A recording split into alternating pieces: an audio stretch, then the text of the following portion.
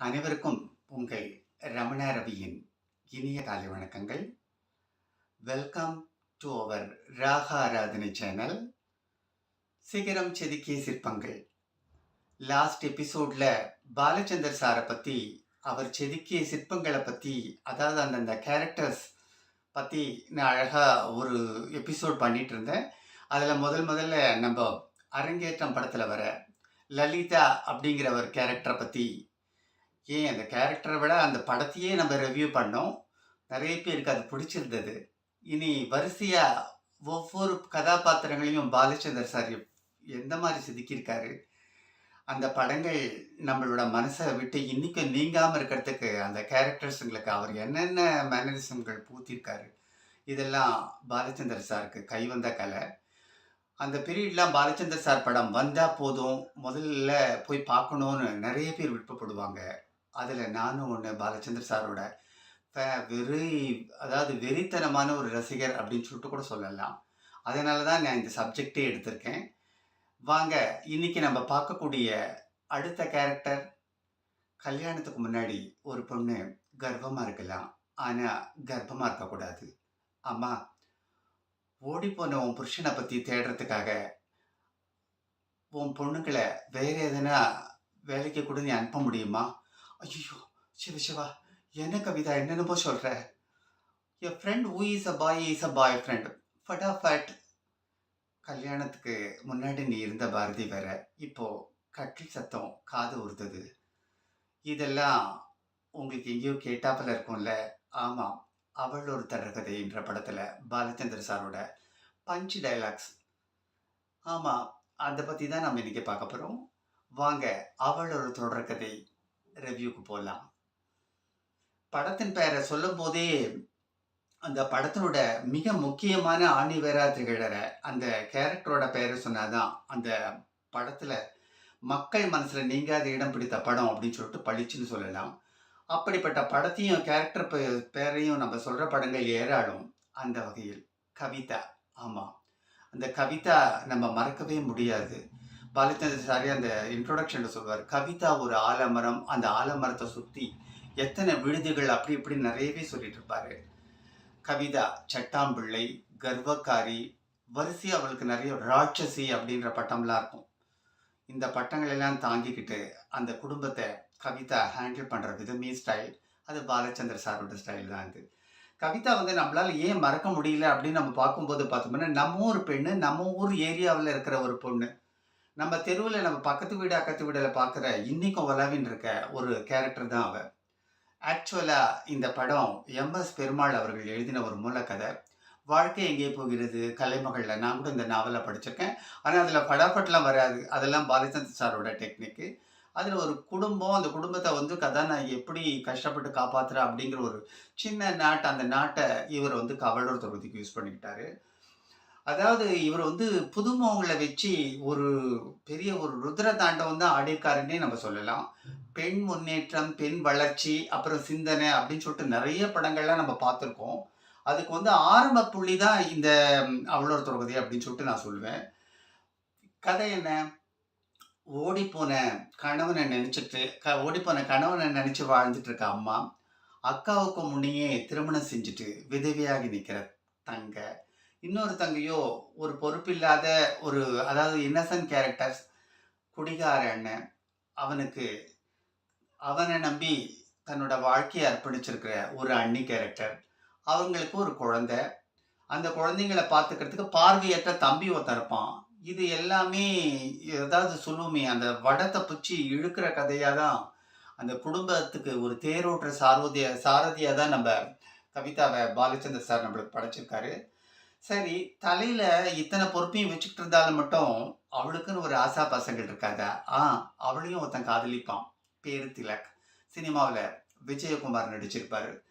அந்த காதலனையும் மனசுக்குள்ள சுமந்துன்னு இருக்கா. ஆனால் எதுக்கு எடுத்தாலும் கரார், கோபம், சுள்ளுன்னு வெடுக்குன்னு பேசுகிற கேரக்டர். ஒரு கட்டத்தில் காதலன் கல்யாணத்துக்கு அவசரப்படுத்தும் போது ஓடி போன அப்பா பொருள் அவங்க அப்பா வேற நான் திரும்பி வரப்போறேன் அப்படிங்கிற ஒரு ஸ்டான்ஸ் அதெல்லாம் கொண்டு வந்திருப்பார். இது எல்லாத்தையுமே கவிதா எப்படி ஹேண்டில் பண்றா அப்படிங்கிறது மட்டும் ரொம்ப ரொம்ப ரொம்ப ரொம்ப அந்த படத்தை பார்த்தா தான் நம்ம அப்படி என்னதான் சொன்னாலும், நீங்க அந்த படத்த பார்த்தீங்கன்னா தெரியும். இந்த ரிவ்யூ முடிச்சுட்டோனே நிச்சயமா "அவளோர் திரௌபதி" படத்த YouTubeல பார்க்குறீங்க. அலுவலக மேலதிகாரி மட்டும் இவ மேல ஒரு தனி கரிசனம் தந்துட்டு இருக்கார். பாவம் ஏதோ அவருக்கு கவிதா மேல ஒரு ஒரு இரக்கம் தான். கடைசியில என்னென்ன ஆகப்போறது அப்படின்னு சொல்லிட்டு பார்த்தோம்னா தான், நம்ம அந்த கதையினோட நாட்ல என்னன்னா, நான் அப்ப சொன்னேன் பாருங்க, எல்லாமே ஆண்டி பெத்தது அஞ்சும் குரங்குன கதையா, கவிதா தான் இவங்க அத்தன பேரையும் சுமந்துட்டு இருக்கிற ஒரு பெரிய ஆலமரம். இந்த ஆலமரத்துல 1008 பிரச்சனைகள், 1008 சோதனைகள் இது அத்தனையும் தாண்டி அவ எப்படி வரா அப்படிங்கிறதுக்கு தான் நம்ம உணரும். வயதாகி இருந்தாலும் சபலத்துக்கு ஆளாகாத கவிதாக்கு இளம் வயதிலேயே கட்டுக்கடங்காம திரியிற ஒரு தோழி. அந்த தோழியினோட அம்மா வந்து ஒரு இளம் வதுவை. அவங்களோட ஒரு குடும்பத்தையும் இது மாரி காமிப்பான். அதே வீட்ல கவிதாவோட வீட்ல மாடி மேல இருக்கிற ஒரு விகடகவி கலைஞனா கமலஹாசன் வந்துட்டு போவார். சோம்பேறியா இருக்கிற குடிகார கணவன், தன் சுகமே தமக்கு முக்கியம்னு நிக்கிற மோசமானவன் அப்படின்னு சொல்லிட்டு எல்லா கேரக்டர்ஸையும் பாலச்சந்தர் ரொம்ப அழகா ரொம்ப செதுக்கியிருப்பார். அதே மாரி இதுல வந்து நம்ப சுஜாதா, ஜெய் கணேஷ், படாஃபட் ஜெயலட்சுமி, சோமன், வினோதினி, புஷ்பா அப்படின்ற புதுமுகங்களுக்கு மத்தியில கமல், விஜயகுமார், ஸ்ரீபிரியா அப்படின்னு சொல்லிட்டு அப்போ வந்து அவங்கலாம் வளர்ந்துட்டு இருக்கவங்க கலைஞர்கள். இவங்கலாம் வந்து இதுல வந்து அந்த உங்களோட கேரக்டர்ஸுங்களா மாத்திருப்பாங்க. வசனங்களுக்கு வந்து எப்பவுமே கேபி சார் ரொம்ப மதிப்பு கொடுப்பார். அந்த அந்த அவரோட வசனங்களுக்கே ஒரு கிரேஸ். ரசிகர்களுக்கு பிடிச்சிருந்தா வந்து கொண்டாடி தீர்த்துருவாங்க அந்த வசனங்கள. பக்கம் பக்கமா வந்த வசனங்கள்ல இருந்து 4, 5 வரி இப்ப நம்ம மணிரத்னம் சொல்றோமே, அவங்களுக்கெல்லாம் வந்து பாலா பாடமே நம்ம பாலச்சந்தர் சார் தான் அப்படின்னு நான் நினைக்கிறேன். உடனே என்ன ஆகும், அப்போ அந்த வசனங்கள்லாம் வரத்தோட அந்த ஹிட்ல 70ல மத்தியில இந்த படத்துல வந்து அப்படி ஒரு அப்ளாஸ அள்ளி குடுத்துருக்கிற ஒரு படமா தான் பாலச்சந்தர் சார் எடுத்திருப்பாரு. அவங்க அதாவது ஸ்ரீபிரியா வந்து அவங்களோட சிஸ்டரா வருவாங்க. அதாவது நான் சொன்னேனே விதவை சிஸ்டர். அவங்களோட கணவனுக்கு நினைவு நாள் வரும்போது அவங்களோட மாமனார் வந்து ஒவ்வொரு தடவையும் வந்து ஒரு டொனேஷன் வந்து ரூ. 100 குடுப்பாங்க சுஜாதா. அவங்க வந்து வாங்கின்னு போயிட்டு வருவாரு. அது அன்னதானத்துக்கு வச்சுக்கோங்கன்னு சொல்லுவாங்க. மாஜி மாமனார் அப்படின்னு சொல்லிட்டு சுஜாதா சொல்லுவாங்க. ஒரு ரூ. 100 இருந்தா குடு, கடனா தான் குடுன்னு சொல்லிட்டு ஸ்ரீபிரியா கேட்கும்போது, அப்போ திட்டிட்டே தருவாங்க. இவ மேல யாருக்கு இருக்கோ இல்லையோ இந்த மாசத்துல ஏகப்பட்ட முகூர்த்தம் இருக்கு இந்த விதவைக்கு அப்படின்னு சொல்லிட்டு ஒரு வசனம் வரும். அத கேட்கும்போது எல்லாருக்கும் ஒரு கண்ல ஒரு துளி கண்ணீர் விட்டு போகும். ஏன்னா தான் தான் விதவை. ஆனா எவ்வளோ பெரிய முகூர்த்தம் எனக்கு இருக்கு. நான் இந்த ஜாக்கெட்லாம் தச்சு அந்த கடன நான் குடுத்துருவேன்க்கா அப்படின்போது, சரின்னு சொல்லிட்டு அந்த ரூ. 100 குடுப்பாங்க. அப்புறம் போறாத குறைக்கு, ஆமா நாங்க செத்து போயிட்டவங்கள ஞாபகம் வச்சிருக்கும்போது, நீங்க வந்து ஒவ்வொரு வருஷமும் அந்த ரூ. 100 வாங்கிட்டு போறது வந்து தான் எங்க வீட்ல இந்த மாரி ஒரு பிரச்சனை வந்தது. தங்கையோட வீட்டுக்காரர் இறந்து போனதுன்றத நீங்க தான் வந்து ஞாபகப்படுத்துறீங்கன்னு சொல்லிட்டு சுள்ளுன்னு எரிஞ்சு விடுறாப்புல ஒரு வசனமும் வரும். ஆமா, அவளோட கேரக்டர் வந்து மத்தவங்கள காயப்படுத்துறாப்புல இருக்கும். ஆனா கனிவான ஒரு கேரக்டர் தான். அத படம் முழுக்கும். அது நம்ம படத்த பார்த்தவங்களுக்கு தான் விளங்கும். பஸ்ல போறதுக்கு லிஃப்ட்ல கேட்டு, கார்ல போயிடலாம் அப்படின்னு சொல்லிட்டு ஃபடாஃபட் அவங்களோட தோழி சொல்லுவாங்க. கார மறிச்சு லிஃப்ட் கேட்பாங்க. கார்ல உட்காந்துட்டு இருக்கவர் வழிவாரு. சரி கார்ல போலாம் அப்படின்னு சொல்லிட்டு சுஜாதாவ பக்கத்துக்கு கூப்பிடும்போது, "யாருடி அவன்?" அப்படின்னு சொல்லிட்டு சுஜாதா கேட்பாங்க. "யாருக்கு தெரியும்?" அப்படின்னு சொல்லிட்டு இவங்க சொல்லுவாங்க. "உன்ன பார்த்து சிரிச்சாரே" அப்படின்னுவாரு. சுஜாதா அப்படி கேட்ட உடனே, "பொண்ணுன்னா பொணமும் வாய திறந்து சிரிக்கும். உனக்கு தெரியாதா?" அப்படின்னு சொல்லிட்டு படபடன்னு படாபட்டோட கேரக்டர் ரொம்ப அழகா செஞ்சு சொல்லியிருப்பாங்க. அப்ப வந்து கடைசியில அந்த கார்ல அவங்க போக மாட்டாங்க. "நீ வேணா போ" அப்படின்னு சொல்லிட்டு. கல்யாணத்துக்கு முன்னாடி இவ்வளோ கர்வமா இருக்காளே அப்படின்னு சொல்லிட்டு, விஜயகுமாரோட அம்மா ஒரு பீரியட்ல சுஜாதாவ கொஞ்சம் கேவலமா பேசும்போது, சுஜாதாவோட கேரக்டர் கொஞ்சம் கர்வமா இருக்கிறதுனால அந்த பேச்சு வரும். அப்போ கல்யாணத்துக்கு முன்னாடி கர்வமா இருக்கலாம். கர்ப்பமா தான் இருக்கக்கூடாது. அப்படிங்கிற வசனம் ரொம்ப ஃபேமஸ். ஆனா வாஸ்தவம் தானே கர்வமா தான் இருக்கலாம். கர்ப்பமா தான் இருக்கக்கூடாது. அப்புறம் விதவை தங்கையை காட்டி, "நீயே உன் கையால குங்குமத்த வச்சு விடுமா" அப்படின்னு சொல்லிட்டு சுஜாதாக்கு அவங்க அம்மாட்ட சொல்றாப்புல ஒரு சீன் வரும்.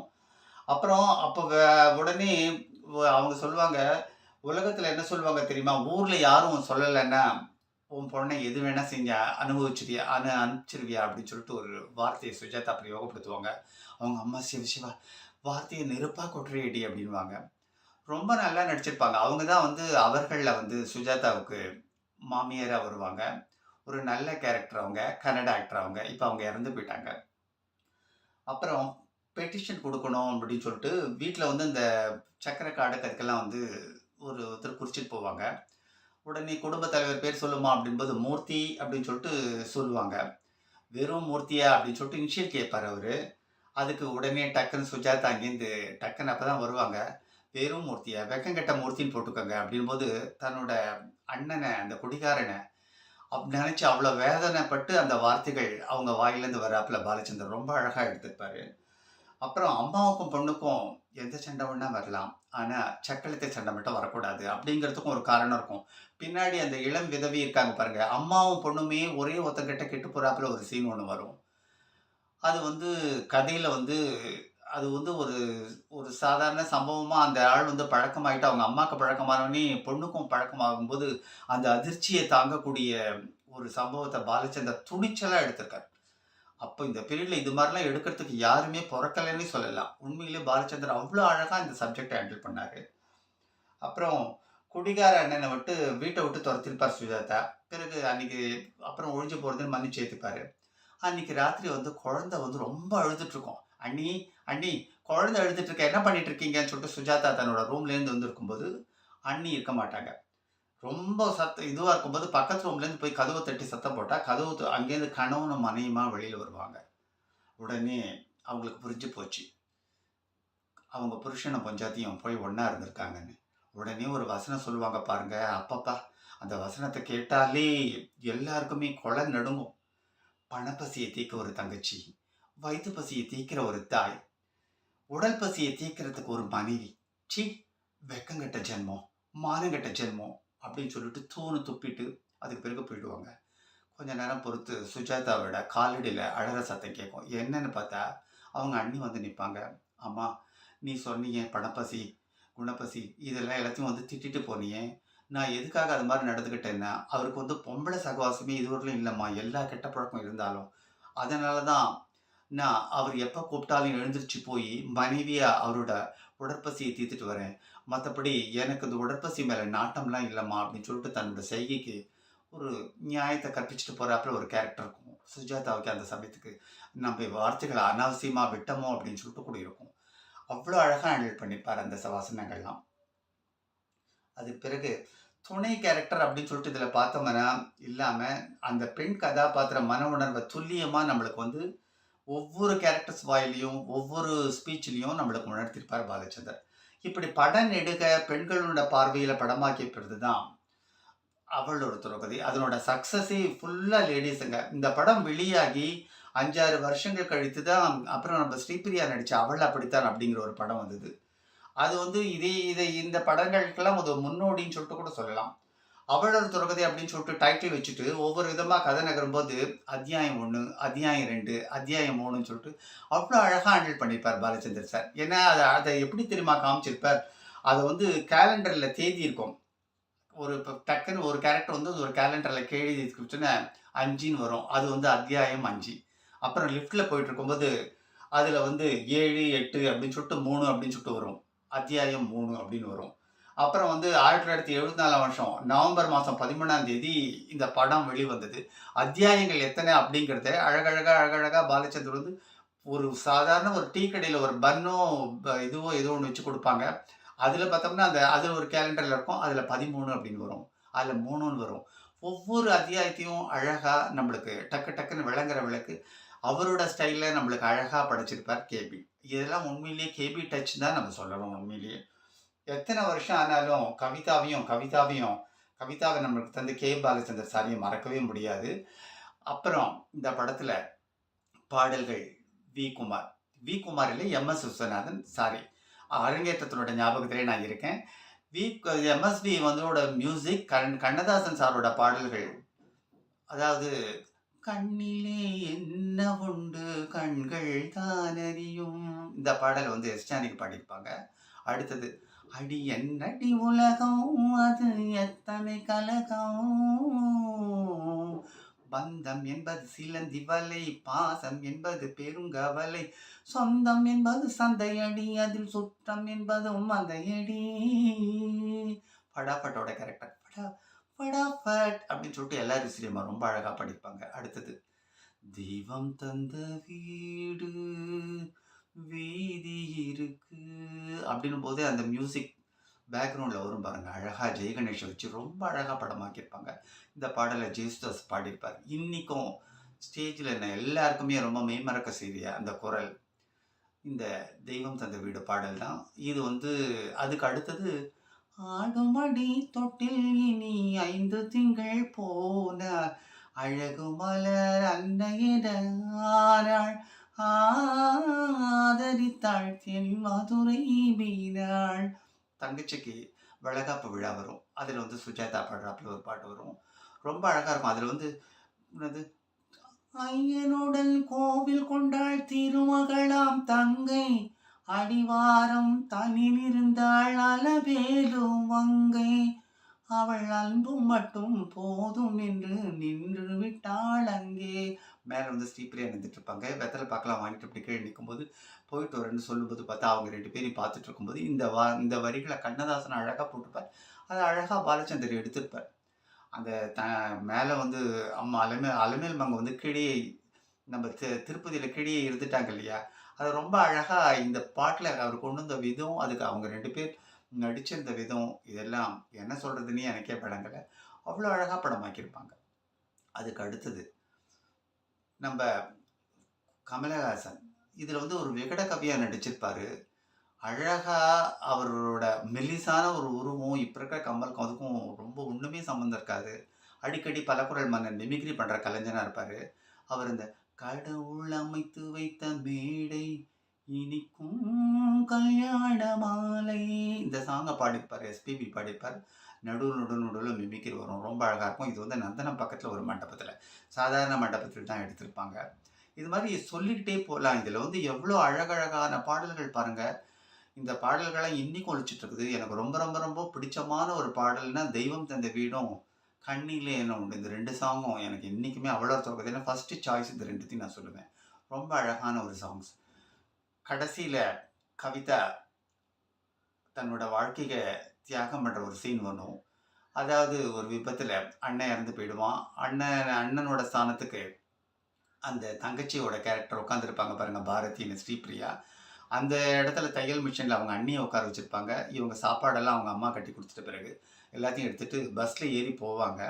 பஸ்ஸில் ஏறி போகும்போது கண்டக்டர் கேட்பாரு, ஏம்மா உங்களுக்கு கல்யாணம் ஆச்சுன்னு சொன்னீங்க, உங்கள் வீட்டுக்காருக்கு இந்த வரலையா கூட அப்படின்போது, ரோட்டு மாறி போச்சு அப்படின்னு சொல்லிட்டு சொல்லுவாங்க. நம்மளுக்கு மட்டும் தான் தெரியும், கண்டக்டருக்கு தெரியாது அந்த விஷயம். அவர் உடனே என்னம்மா அப்படின்னு கேட்கும்போது அடுத்த வார்த்தைகள் பேச விடாம ஜெமினி ப்ளீஸ் அப்படின்னு சொல்லிட்டு அந்த ஜெமினி ஃப்ளைஓவரில் தான் சுஜாதா இறங்குவாங்க. அதே மாதிரி இது மாதிரி நறுக்கு தெரிச்சாப்புல வசனங்கள் டக்கு டக்கு டக்கு டக்குன்னு இருக்கும். சுஜாதாவை பாலச்சந்தர் முதல்ல ஏதோ ஒரு மலையாள படத்தில் தான் பார்த்துருக்காரு. அப்போ அவங்களுக்கு தமிழே சுத்தமாக தெரியாது. அதுக்கு பிறகு ஓரளவுக்கு அவங்களுக்கு தமிழ் நல்லா வந்த பிறகு தான் இந்த படத்தையே அவங்க வந்து ஹீரோயினாக போட ஆரம்பித்தார். நிறைய திட்டு வாங்கின்னு தான் சொல்லுவாங்க. ஆனாலும் இது முதல் படம் அப்படிங்கிறது ஒரு உணர்வே இல்லாமல் அவ்வளோ அழகாக சுஜாதா நடிச்சிருப்பாங்க. ஸ்ரீபிரியா விதவி தங்கை, அப்புறம் அம்மா கேரக்டர், அதுக்கு பிறகு ஜெய்கணேஷ் குடிகார கணவன், இதுக்கு பிறகு அந்த தங்கைகள், அப்புறம் ஃபடாஃபட்டோட குடும்பம், அப்புறம் கமலஹாசன், இது எல்லாமே இருக்கும். மயிலாப்பூர் மாட வீதியில் அந்த பேக்கை தூக்கிட்டு வேகமாக சுஜாதா வரது இருக்கும். சன்னதி ஸ்ட்ரீட். எனக்கு இன்றைக்கி இப்போவும் மயிலாப்பூர் போனேன்னா அந்த இடம் கரெக்டாக எனக்கு ஞாபகம் வரும். அவ்வளோ அழகாக அவங்க வீடு வந்து அந்த தெருவில் இருக்காப்புல காமிச்சிருப்பாங்க. அப்புறம் உள்ள அந்த முருகர் கோவில், முருகர் சன்னிதானம் இருக்கும் பாருங்கள், அதெல்லாம் படமாக்கியிருப்பாங்க. எனக்கு மயிலாப்பூர் அப்படின்னு உடனே சன்னதி ஸ்ட்ரீட், அவள் ஒரு தொடர்கதை அப்படின்னாலே நான் நிறைய அந்த தெருவுக்கு இதுக்காகவே வேண்டி அந்த படம் முடிஞ்சோடனே அந்த தெருவுக்கு கூட போய் பார்த்துருக்கேன். அவ்வளோ அழகாக ஒவ்வொரு சின்ன சின்ன இடமும் நம்ம வாழ்ந்த இடங்கள், நம்ம போகிற இடம், ஜெமினி ஃப்ளைஓவர், சுஜாதாவோட ஆஃபீஸ், இது எல்லாமே எத்தனை வருஷம் ஆனாலும் நம்ம நினைவு விட்டு போகக்கூடிய ஒரு படமாகவே இதை நான் கருதலை. அதனால் அவள் ஒரு தொடர்கதை, இந்த அவள் ஒரு தொடர்கதை மாதிரி நிறைய தொடர்கதைகள் நம்மளோட நாட்டில் இன்னும் கூட இருந்துகிட்ருக்காங்க. அதை பேஸ் பண்ணி தான் இப்போ நிறைய ஒரு சீரியல்லாம் கூட இப்போ இதில் சன் டிவியில் கூட வருது, காய்கள் அப்படின்னு. நான் பேரே சொல்கிறேன்னு தெரியுமா? எல்லாமே அதே மூர்த்தி, அதே பேர் வச்சுருக்காங்க, அதே அதே குடும்பம் எல்லாமே இருக்குது. ஆனால் கொஞ்சம் கேரக்டர்ஸ் கதைகளை மாற்றிருக்காங்க. இருந்தாலும் நம்ம கவிதாக்கு முன்னாடி உறவோட கூட காண முடியாத கேரக்டர்ஸுங்க தான் அதெல்லாம். அதை பேஸ் பண்ணி தான் அடுத்தது மனதில் உறுதி வேண்டும்லாம் எடுத்தார் பாலச்சந்தர். ஒவ்வொரு பாத்திர படைப்பும் ஒவ்வொன்றும் அவ்வளோ அழகாக இருக்கும். அந்த கண்ணு தெரியாத பையன் போய் ஒரு தடவை ஒரு ஹோட்டல்ல வந்து பன் பட்டர் ஜாம் திருடிடுவான். அந்த சமயத்துக்கு காச குடுத்து சமாளிச்சுட்டு வீட்டுக்கு வந்த உடனே, அந்த பையன் அந்த அந்த மவுத்தார் கன் ஒண்ணு வச்சுட்டுருப்பான். அந்த பையன் அத இவன் விட்டுட்டு வந்துருவான். அத எடுத்துட்டு இருக்கும்போது அவனுக்கு தெரிஞ்சிரும். "அக்கா" அப்படின்னு கால் வந்து "பன் பட்டர் ஜாம்" அப்படின்னுவாங்க. அவன் நேரா உள்ள வந்துட்டு, "அக்கா என்ன மன்னிச்சிருக்கா, மன்னிச்சிருக்கோம்." அப்புறம் விட்டுடுவாங்க. அது மாரி இன்னொன்னு நாய் குட்டி போட்டுருக்கும். இவ்ளோ கண்டிப்பும் கராரமா இருக்கிற ஒரு கவிதாவ, அந்த கேரக்டர் மூலமா அந்த அதாவது நம்ப இந்த நாய்ங்கள்லாம் விலங்குகள் வாரியத்துக்கு ஒரு ஃபோன் பண்ணி, "இங்க எங்கேயோ குட்டி போட்டிருக்கு பாவம். சீக்கிரம் வந்து எடுத்துட்டு போங்கன்னு" சொல்லிட்டு அவங்களுக்கு சொல்றதுலேருந்தே சுஜாதாவோட கேரக்டர். அந்த பலாப்பழமா வெளியில முள்ளு மாரி இருந்தாலும், உள்ளுக்குள்ள அவளுக்குள்ள ஒரு பாச உணர்வுகள் இருக்கிறத, பாலச்சந்தர் ரொம்ப அழகா எடுத்து காமிச்சிருப்பாரு. எத்தன வருஷம் ஆனாலும் நம்ம மனசுல ஒரு தொடர்கதையா இந்த கவிதாவோட கேரக்டர் இருந்துகிட்டே இருக்குங்கிறதுல நம்மளுக்கு எந்த விதமான மாற்றங்களும் கிடையாது. எப்பவுமே அவள் ஒரு தொடர்கதை. ஆ பாலச்சந்தர் சாரோட சிம்மாசனத்துல ஒரு பெரிய மகுடமா இந்த அவள் ஒரு தொடர்கதை பத்தி தான் நம்ம நினைச்சிட்டு இருக்கோம். நம்ப அடுத்த எபிசோட்ல இதே பாலச்சந்தர் சார் செதுக்கிய இன்னொரு சிற்பத்த பத்தி நம்ம பேசலாம். அதுவரையில் உங்ககிட்ட இருந்து பை சொல்லி விடைபெற்றுக்கிறது உங்க அன்பிற்கினிய ரமணா ரவி. வணக்கம்.